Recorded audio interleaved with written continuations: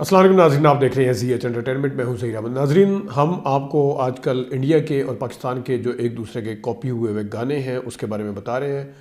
कुछ गानों के बारे में हम तफसील के साथ बताते हैं और उसकी शूट के हवाले से पिक्चराइजेशन कैसी है, स्क्रीन के ऊपर उसको कैसे मुंतकिल किया, गाने वाले ने गाया कैसे, शायरी कैसी थी और उस शायरी को किस तरह कॉपी किया या किस तरीके से उसको तब्दील किया गया, इस हवाले से हम आपको बता रहे हैं। आज हम एक ऐसा ही गाना आपके सामने लाए हैं।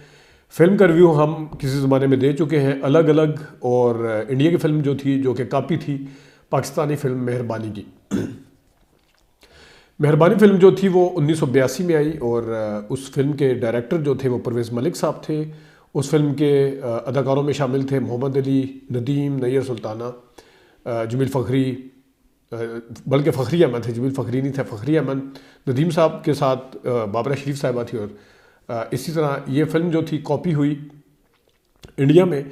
उसके जो प्रोड्यूसर थे वो राजेश खन्ना साहब थे, और राजेश खन्ना साहब को लगता है कि नदीम साहब की फ़िल्में बहुत अच्छी लगती थी, इसी वजह से उन्होंने ऊंचे लोग भी कॉपी की। वो उसके प्रोड्यूसर थे या नहीं थे, लेकिन इसके बहरहाल प्रोड्यूसर भी थे। और इसके अंदर जो गाने थे वो भी एक दो कॉपी थे और हुबहू कॉपी किए गए, थोड़ी सी शायरी तब्दील की गई, लेकिन बिल्कुल सिचुएशन वही थी, सब कुछ वही था। तो एक गाना था इसमें, कभी ख्वाहिशों ने लूटा कभी बेबसी ने मारा। ये गाना जो था ये अखलाक अहमद साहब ने गाया था और मसरूर अनवर साहब ने लिखा था, और इस फिल्म के जो मौसीकार थे वो एम अशरफ साहब थे।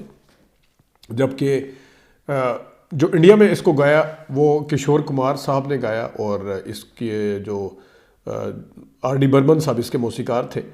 तो किस तरह सिचुएशन थी, क्या सूरत हाल थी, उसके हवाले से हम आपको बताते हैं कि सबसे पहले किस तरीके से उस गाने के ऊपर हम आपको बताएंगे कि किस तरह उसको कॉपी किया गया और किस तरीके से इसको लेके आया गया, किस तरीके से बताया गया। सबसे पहला बोल जो था, कभी ख्वाहिशों ने लूटा कभी बेबसी ने मारा। ज़रा देखिएगा पाकिस्तानी गाना।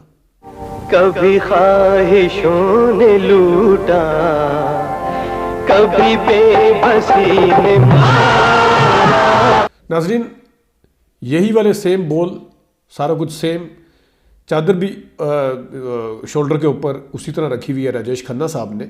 बस ये है कि शोल्डर जो है वो थोड़ा तब्दील किया है। उनका राइट था मेरे ख्याल में, तो इनका राइट है, उनका लेफ़्ट था, मतलब दोनों का एक दूसरे से मुख्तलिफ है। अदरवाइज़ वही माहौल है, उसी तरह लोग जमा हैं, उसी तरह वो हारमोनियम लेके बैठे हुए हैं सामने, जो भी होता है उसको लेके बैठे हैं। लेकिन उसमें बोल इन्होंने ये किए, कभी बेबसी ने मारा कभी बेकसी ने मारा। वो मारा मारा ही था, इसमें लूटा शूटा कोई नहीं था। सुनिएगा ज़रा राजेश खन्ना साहब को। कभी बेकसी ने मारा हो कभी बेबसी ने मारा। नदीम साहब की जो फिल्म मेहरबानी, उसमें यही वाला माहौल, उसी तरह लोग हैं। लोगों के रिएक्शन कैसे थे ये भी मैं आपको बताऊंगा, लेकिन आप देखिएगा, गिला मौत से नहीं है हमें ज़िंदगी ने मारा। ये अखलाक अहमद साहब का बोल नदीम साहब ने पिक्चराइज करवाया, और पीछे बैठे हुए लोगों का रिएक्शन आपने बड़ा नेचुरल सा है, वो थ्रू आउट गाने में देखना है, वो मैं आपको दिखाऊंगा भी। लेकिन ये बोल सुनिएगा, गिला मौत से नहीं है हमें हमें ज़िंदगी ने मारा। सुनिएगा। गिला मौत से नहीं है हमें जिंदगी ने मारा। वहाँ पे राजेश खन्ना साहब और किशोर कुमार साहब आगे जाके यही वाली कॉन्टीन्यूटी, गिला मौत से नहीं है हमें ज़िंदगी ने मारा, गिला मौत से नहीं है, वो जहाँ पे कहते हैं, ज़रा देखिएगा। गिला मौत से नहीं है मुझे जिंदगी ने मारा। यहाँ किस किस को आजमाए किया एतबार जिस पर उसी आदमी ने मारा। ये अखलाक अहमद साहब ने बोल बहुत ज़बरदस्त, उन्होंने, उनके अंदर फील बहुत ज़बरदस्त है। गाने की जो फील है वो अखलाक अहमद साहब की, उसके अंदर हसासियत पाई जाती है उनकी आवाज़ के अंदर। किशोर कुमार बहुत बड़े गुलकार थे, लेकिन यहाँ पे थोड़े से वो पीछे नज़र आए हैं अखलाक अहमद साहब से। तो उसी आदमी ने मारा, ये ज़रा देखिएगा। और उसमें पीछे बैठे हुए, मैं अगेन कहता हूँ, लोगों का रिएक्शन जो है नेचुरल है। वो मैं आपके आगे जाके बताता हूँ कि इंडिया की फिल्म के अंदर एक स्टीरियोटाइप, एक बस वो जिस जगह उन्होंने मारा कहना तो उन्होंने हाँ करना है, पहले आराम से बैठे हुए हैं। तो यहाँ पे आप फ़खरी अहमद को देख लें, दूसरे तीसरे देख लें, वो बड़ा नेचुरल है। सुनिएगा ज़रा। एतबार जिस पे उसी आदमी ने मारा। किशोर कुमार साहब कहते हैं राजेश खन्ना साहब की ज़ुबानी कि किस किस का नाम लूँ मैं, मुझे हर आदमी ने मारा, हर किसी ने मारा या हर आदमी ने मारा। सुनिएगा ज़रा।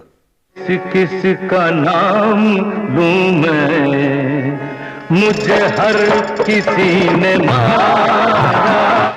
जो मैं रिएक्शन की बात कर रहा हूँ वो गिला मौत से नहीं है, हमें ज़िंदगी ने मारा। अब वो यहाँ पे आके खलाक अहमद साहब जो है अपने सुर को और अपनी लय को तब्दील करते हैं।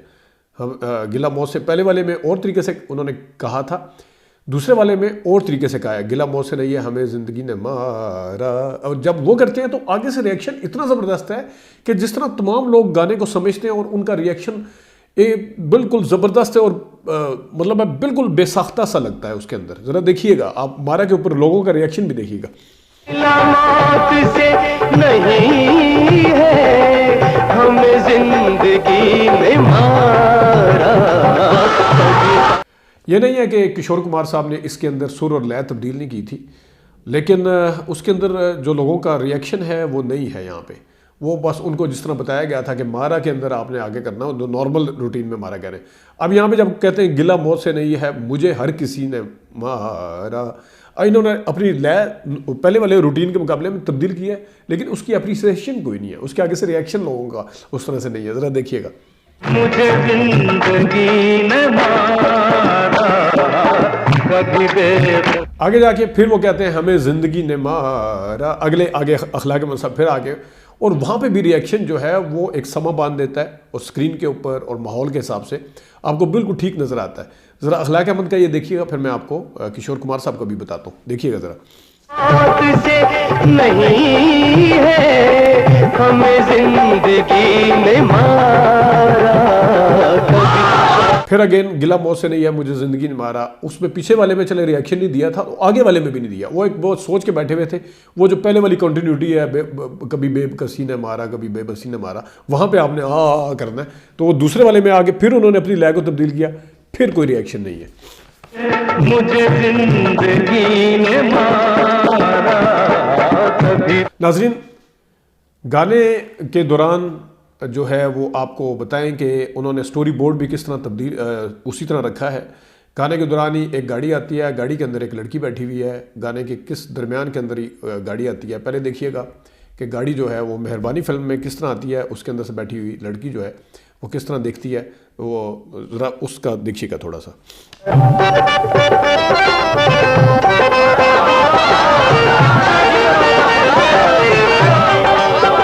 नाज़रीन, यही सेम एंट्री जो है इसी किस तरह अलग अलग फिल्म में राजेश खन्ना जब गा रहे हैं तो राजेश खन्ना के टाइम के ऊपर भी सेम उसी तरह एंट्री भी दी है, तो सेम उसी तरह उन्होंने गाड़ी को बीच में एंट्री मारी है। ज़रा देखिएगा इंडियन फिल्म में। नहीं है गिला मौत से नहीं है।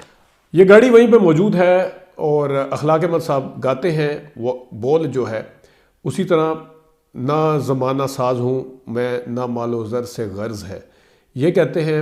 और गाड़ी के अंदर से जो शॉट जिस तरीके से उन्होंने लिया है पाकिस्तान की फिल्म में, मेहरबानी फिल्म में, वो देखिएगा, उसका इम्पैक्ट बहुत अच्छा है। किस तरीके से उन्होंने दिखाया साइड से, लड़की के साइड से, और वो साइड से दिखा के गाड़ी के बाहर से पूरा अंदर नदीम साहब और लोग जो हैं वो गाड़ी के अंदर पॉइंट ऑफ व्यू से वो नज़र आ रहे हैं। ज़रा देखिएगा। ज़माना साज़ हूँ मैं, ना गरज है मालो ज़र से हो। राजेश खन्ना साहब यहाँ पे कहते हैं कि अंधेरों की आदत हो गई है मुझे, वो वही वाली सेम उसी तरह का वो है गाड़ी वाली साइड से, लेकिन उस तरह का शॉट नहीं है, वो मज़ा नहीं आया जिस तरीके से इसका दिखाया, वो उस तरह से मज़ा नहीं आया। देखिएगा।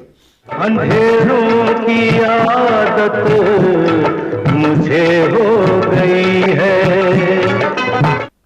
नाज़रीन, पहले आपने पाकिस्तानी फिल्म के अंदर, मेहरबानी फिल्म के अंदर गाड़ी के अंदर से पूरा शॉट देखा, लड़की का साइड पोज, और फिर उस बाहर बैठे हुए नदीम साहब और लोग, वो गाड़ी के अंदर से साइड विंडो से कैमरा जो है वहाँ पे रखा है इन्होंने, और वहाँ पे लड़की भी है, दोनों। अब जब दूसरे वाला पॉइंट ऑफ व्यू है वो नदीम साहब का साइड पोज है, लोग हैं नदीम साहब के साइड पोज में, और वहाँ से गाड़ी है, और गाड़ी भी उसी फ्रेम के अंदर है, और ना सिर्फ गाड़ी है बल्कि वो लड़की विंडो के अंदर से झांकती हुई, इस तरफ देखती हुई उसी तरह नज़र आ रही है जहाँ पे वो कहते हैं गिला मौत से नहीं है आखिर पे। ज़रा देखिएगा। गिला मौत से नहीं है, गिला मौत से नहीं है। जबकि गिला मौत से नहीं है इसी तरह राजेश खन्ना साहब का है, लेकिन वो उस तरह का इम्पैक्ट नहीं है, उस तरह का फ्रेम नहीं है, तो उस तरह का माहौल नहीं है। तो ये ज़रा देखिएगा। मौत से नहीं है, गिला मौत से नहीं है। तो नाजरीन, ये था गाना जो कि परवेज़ मलिक साहब ने इंतहाई खूबसूरती के साथ जिसको पिक्चराइज़ किया। नदीम साहब ने इतना अच्छा उसके अंदर परफॉर्मेंस दी, कैमरामैन ने उतना अच्छा वर्क किया। ज़ाहिर है वो भी डायरेक्टर का क्रेडिट जाता है, लेकिन चलें बहरहाल कैमरामैन को भी क्रेडिट दे देते हैं। बीच में हमने कुछ सीन आपको नहीं दिखाए जिसमें अंदर लोग जो औरतें सुन रही हैं उनके पॉइंट ऑफ व्यू से भी इसमें दिखाया था, वो भी बहुत ज़बरदस्त था। और उतना ही अच्छे तरीके से हसास गाने को गाया जनाब अखलाक अहमद साहब ने। अखलाक अहमद साहब की आवाज़ जो है नदीम साहब के लिए बनी थी और नदीम साहब के ऊपर सबसे ज़्यादा सूट करती थी। जैसे अहमद रुश्ती साहब के ऊपर, वहीमा साहब के ऊपर अहमद रुश्ती साहब की आवाज़ सूट करती थी, मोहम्मद अली साहब के ऊपर मेहदी हसन की सूट करती थी, इसी तरह शम्मी कपूर के ऊपर या शशि कपूर के ऊपर रफ़ी साहब की सूट करती थी आवाज़, राजेश खन्ना के ऊपर जैसे किशोर कुमार साहब की सूट करती थी। गुलकार दोनों में टॉप के थे, अदाकार भी दोनों अच्छे थे, लेकिन पाकिस्तानी जो है सिचुएशन के हिसाब से, परफॉर्मेंस के हिसाब से, गाने के हिसाब से ज़्यादा आगे नज़र आए हैं। और जबकि काका साहब जो हैं वो ज़रा थोड़े से पीछे लगे हैं। वो ज़ाहिर है वो गाना उन्हें अच्छा लगा, वो फिल्म उन्हें अच्छी लगी, उसको प्रोड्यूस किया, उसको बनाया। तो पाकिस्तान की फ़िल्म इतनी अच्छी थी, इस मेयार की थी कि उन्होंने उसको बनाया। मोहम्मद अली साहब का किरदार वहाँ पे शशि कपूर ने किया था, बाबरा का किरदार टीना मुनिम ने किया था, और इसी तरह राजेश खन्ना का नदीम साहब का जो किरदार था वो राजेश खन्ना साहब ने किया, जो कि आपने गाने में भी देखा है। इस फिल्म का हम रिव्यू पहले दे चुके हैं, दोनों फिल्मों का सीन टू सीन हमने रिव्यू दिया था, और क्या शशि कपूर कैसे लगे थे वो सारे का सारा हमारे फिल्म रिव्यू में आप लिखेंगे तो वो सामने आ जाएगा अगर उस रिव्यू को देखना चाहें। नाज़रीन, अभी तक के लिए इतनी, अपना ख्याल रखिएगा, इजाज़त दीजिए, अल्लाह हाफ़िज़।